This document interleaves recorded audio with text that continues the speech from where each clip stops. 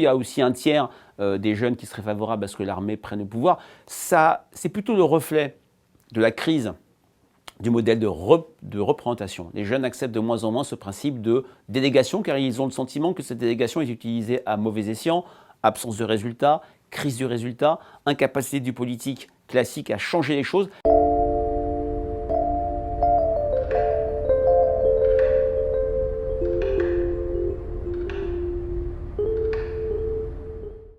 Eh ben, ça dépend les sujets. Le livre s'appelle La fracture, mais on montre avec Stewart Shaw, mon co-auteur, qu'il n'y a pas des fractures systématiques. Il y a des thématiques sur lesquelles le regard des jeunes, leur point de vue est complètement en décalage avec celui des autres générations. Là, on peut parler de fractures, notamment sur les sujets sociétaux, sur les sujets qui concernent la question laïque, ce qui concerne le féminisme, ce qui concerne les inégalités.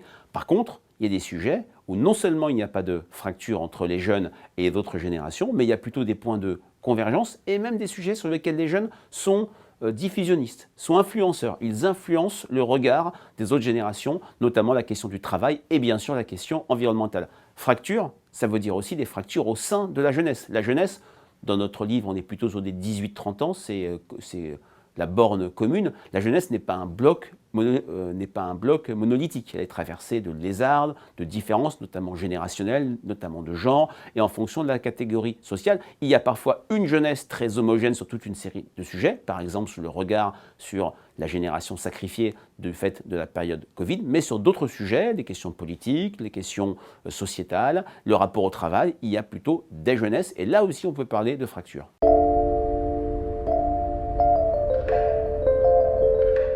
L'évolution pour moi la plus marquante, enfin il y en a quand même beaucoup, je vais en citer deux.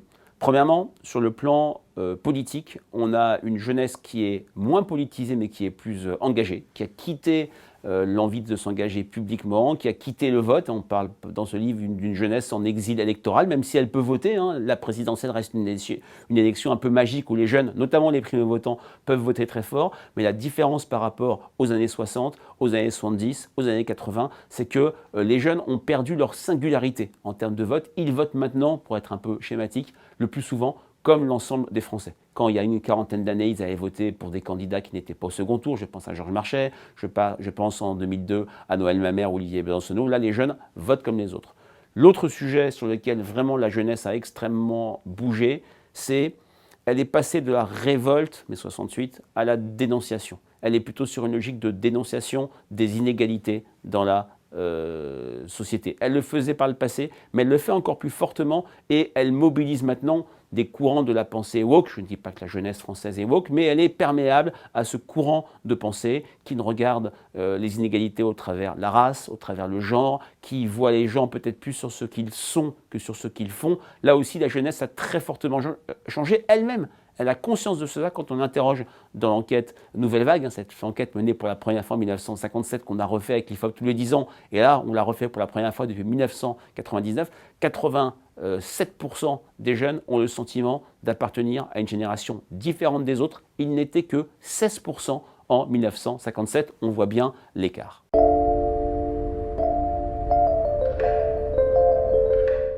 On voit sur beaucoup de sujets qu'il y a, pour être un peu schématique, du point de vue générationnel, deux jeunesses.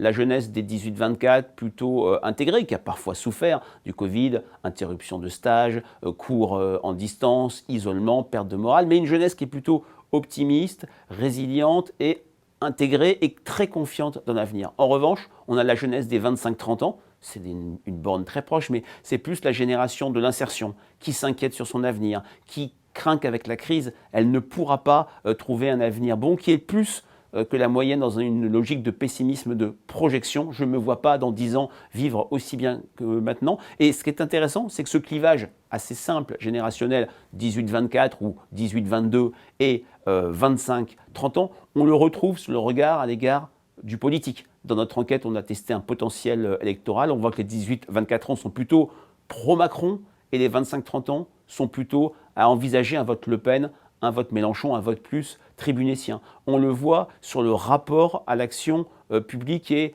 à l'État. Les 18-24 sont beaucoup moins sévères que les 25-30 qui sont sur une logique de retrait d'un paradigme collectif au profit d'actions individuelles qui sont perçus comme les seuls à même de faire avancer les choses, y compris par la violence. Il y a un chiffre très fort dans notre enquête IFOP Nouvelle Vague pour les éditions des Arènes. On a une majorité de jeunes de 25-30 ans qui disent qu'on peut comprendre la violence car elle fait avancer les choses. C'est un rapport donc à la mobilisation.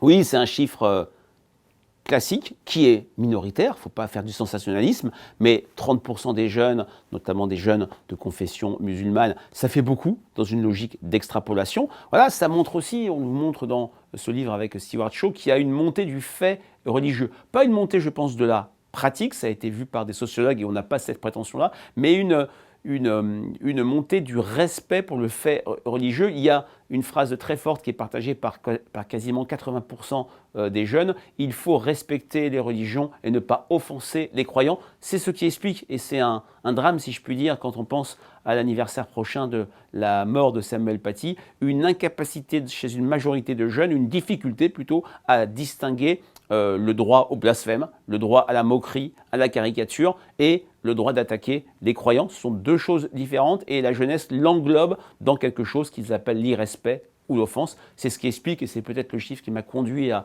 penser à faire ce livre, qu'un tiers des jeunes interrogés dans une enquête IFOP pour Marianne en novembre dernier considéraient que Samuel Paty avait eu tort de faire ce travail pédagogique à partir de caricatures.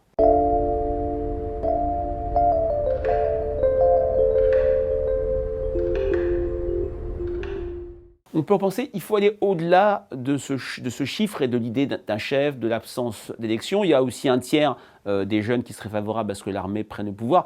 Ça, c'est plutôt le reflet de la crise du modèle de représentation. Les jeunes acceptent de moins en moins ce principe de délégation car ils ont le sentiment que cette délégation est utilisée à mauvais escient, absence de résultats, crise du résultat, incapacité du politique classique à changer les choses. Et c'est vrai que ce chiffre de 47%, c'est le reflet d'une crise du résultat qui fait que les jeunes se réfugient dans l'abstention, dans le non-vote, avec une logique de vanité, d'inutilité du vote, et parfois imaginent un système de démocratie directe sans délégation des pouvoirs, et c'est aussi cette crise du paradigme collectif, ou bien confier à quelqu'un, c'est la figure du chef qui va avancer, faire changer les choses, faire bouger, réconcilier les Français avec la promesse du politique, qui est une promesse performative de transformation, et que ne sont aujourd'hui plus capables, pour une partie importante des jeunes, pas une majorité, d'assurer un modèle démocratique classique. Et ça aussi, il y a ce chapitre sur la démocratie, on montre bien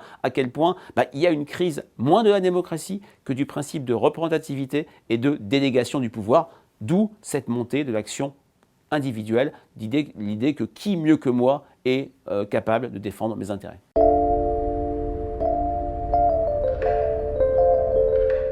Je dirais résiliente. Je sais que le terme est un terme galvaudé, mais c'était la philosophie de ce livre et c'est pour ça qu'une enquête reste le meilleur moyen pour saisir une évolution, une prise de conscience générationnelle.